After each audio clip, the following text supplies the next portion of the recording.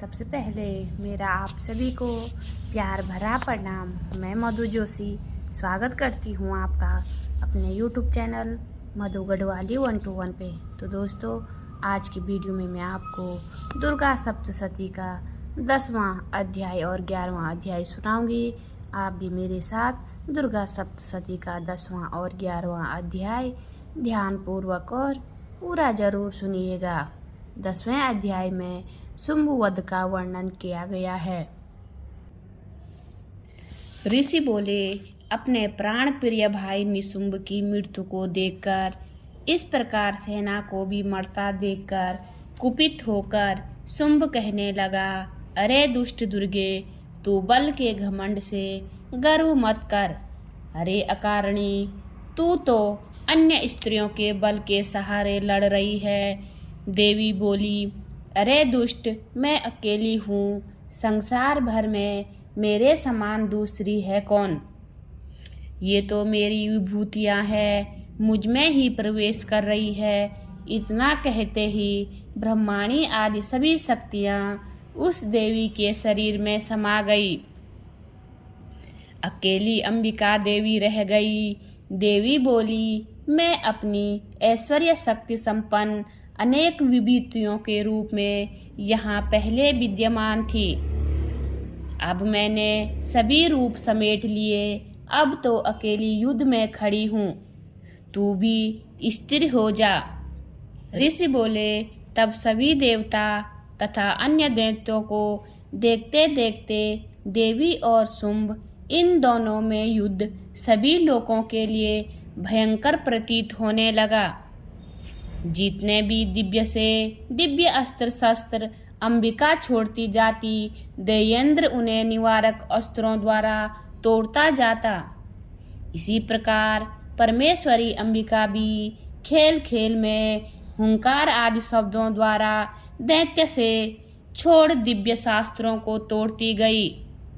तदंतर असुर ने सैकड़ों बाणों से देवी को आच्छादित कर दिया। तब देवी ने भी कुपित होकर बाणों द्वारा उसका धनुष काट डाला।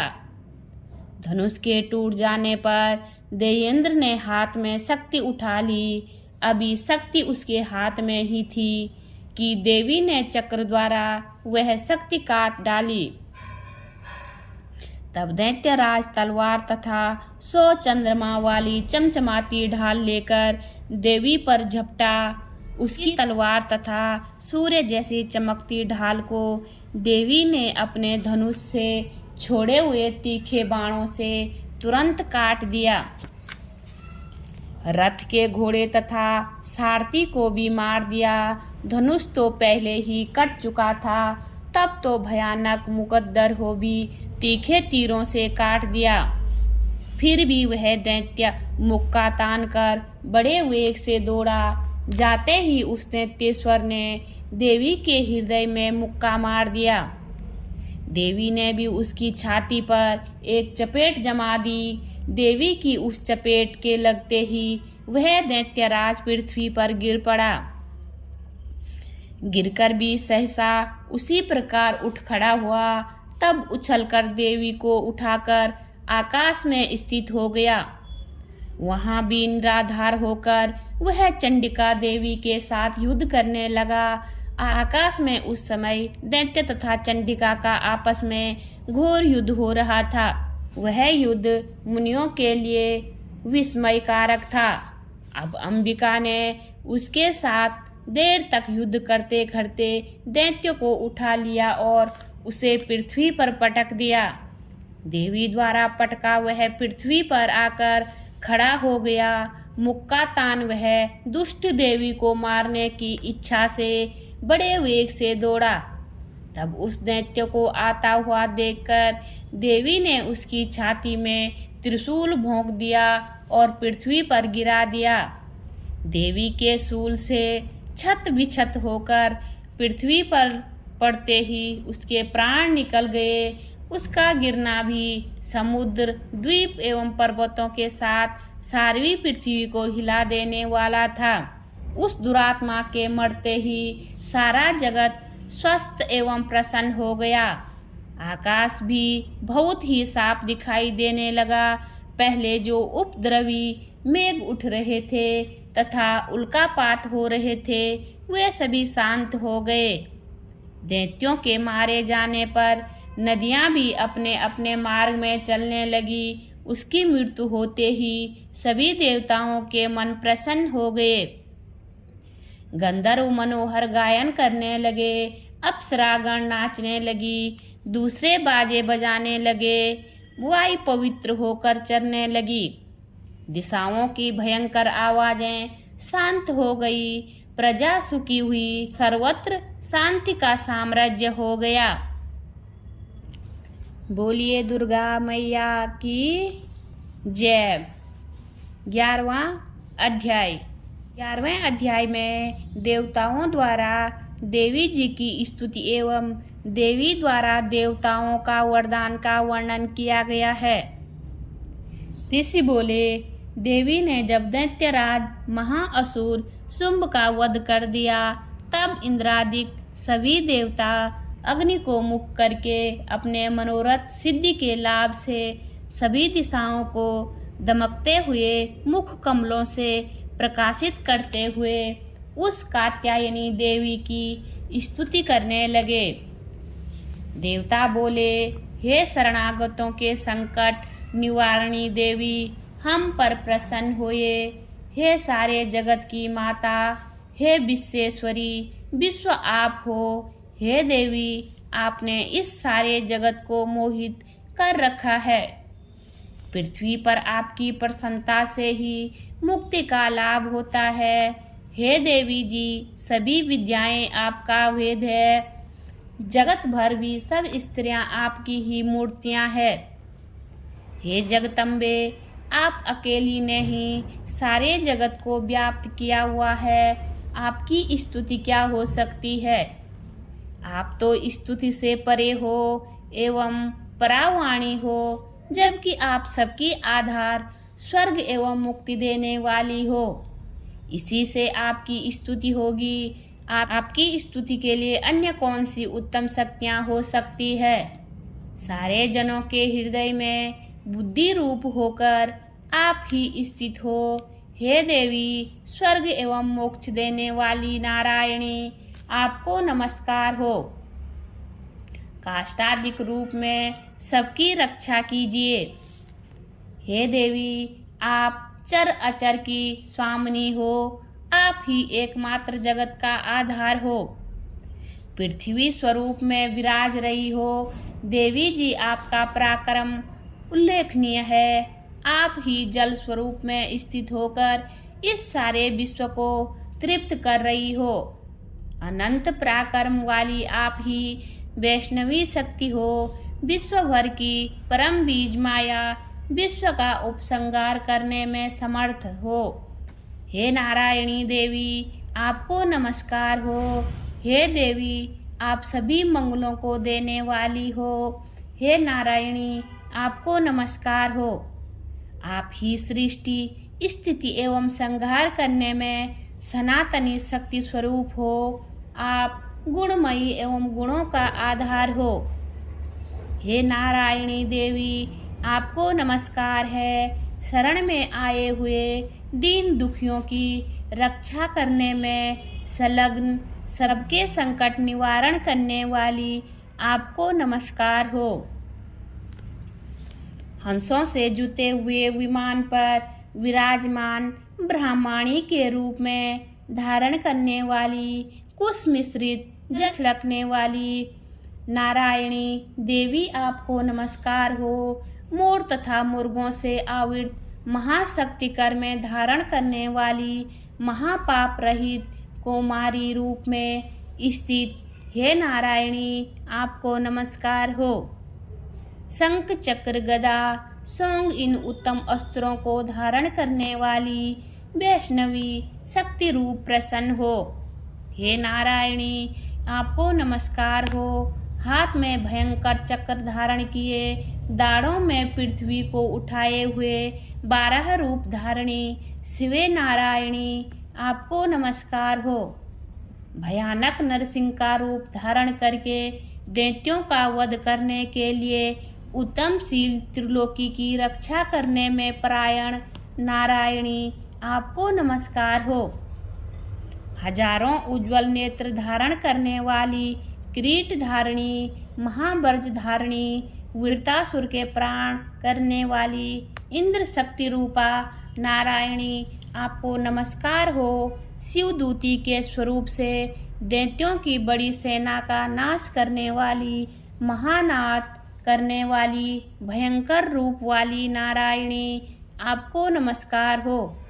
भयानक दाढ़ों से भयानक मुख वाली मुंड मालाओं से शोभायमान मुंडों का मंथन करने वाली चामुंडा नारायणी आपको नमस्कार हो।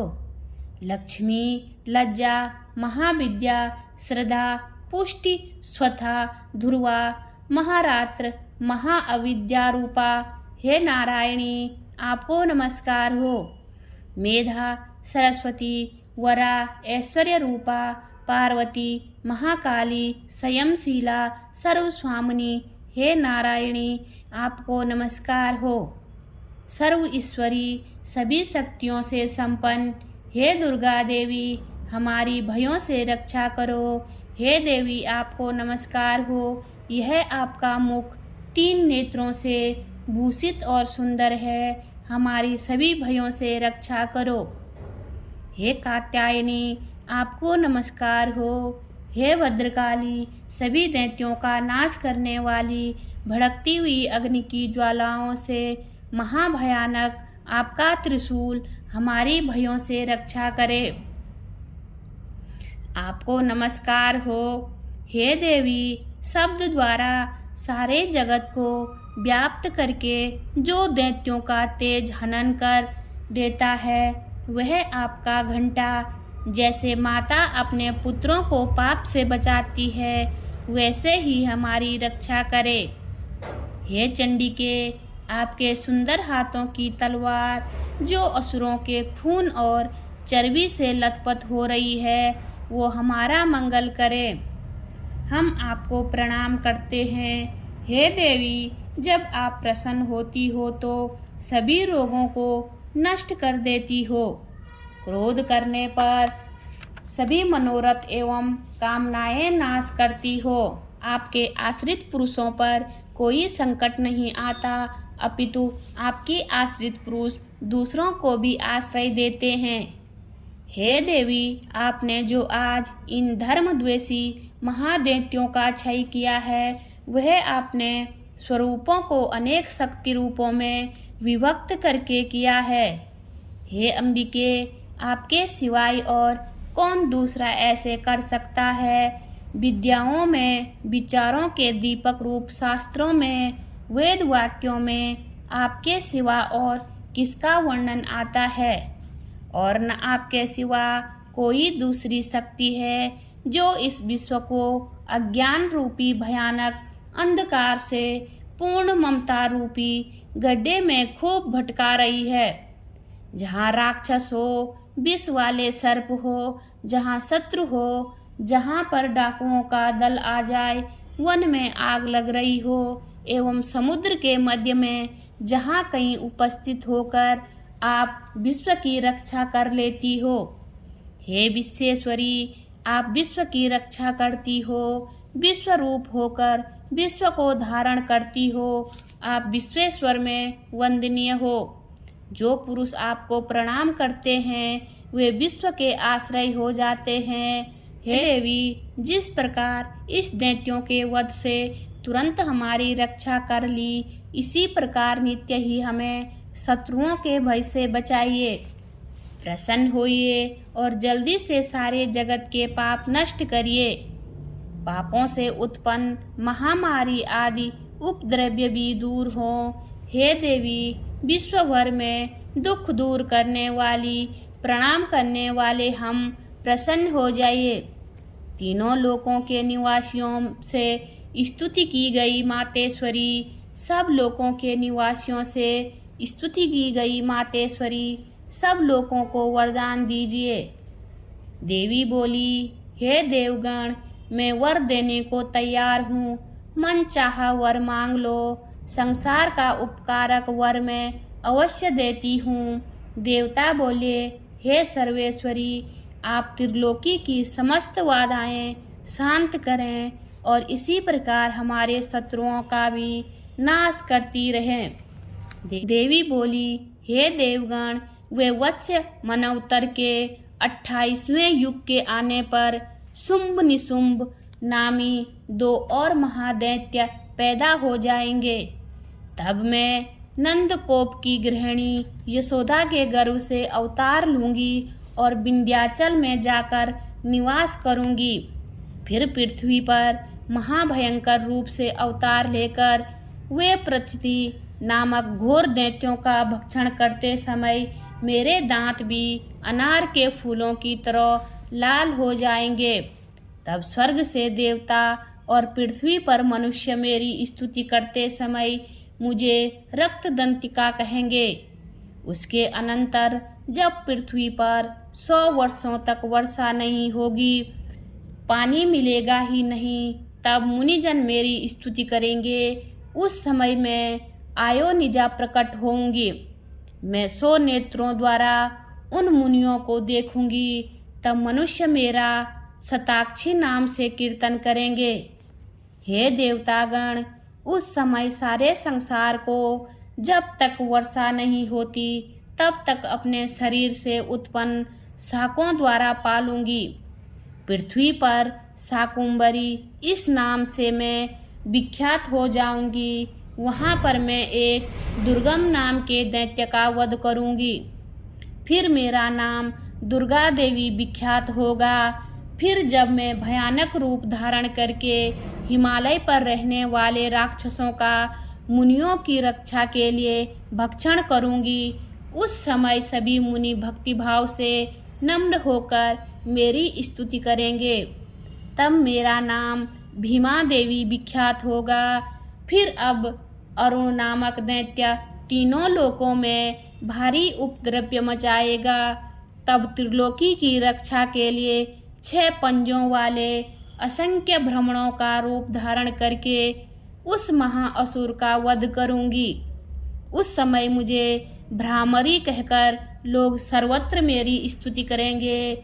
इसी प्रकार जब जब भी लोकों में दैत्यों द्वारा बाधाएं उपस्थित होंगी, तब तब मैं अवतार लेकर शत्रुओं का नाश करूंगी। बोलिए दुर्गा मैया की जय। उम्मीद करती हूँ आपको वीडियो पसंद आई होगी। वीडियो पसंद आए तो वीडियो पे लाइक कीजिए, कमेंट कीजिए, अपने दोस्तों के साथ शेयर कीजिए। चैनल पे नए हो तो सब्सक्राइब ज़रूर कीजिए। मैं मधु जोशी मिलती हूँ आपको अगली वीडियो में। तब तक के लिए बाय बाय, धन्यवाद।